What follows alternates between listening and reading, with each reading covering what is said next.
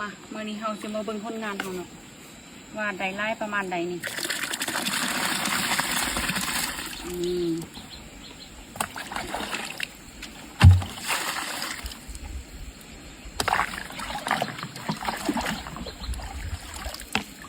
นี่ทุกคนนี่ประมาณนี้เลยนี่ว้าวปลาน้อยล้วนๆเลยเดี๋ยวเขาจะเอาขึ้นนั่นเลยทุกคนนี่อุ้ย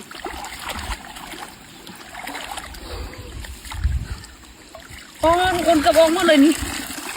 ว้าวนี่บุกคนได้หลายฮะว่า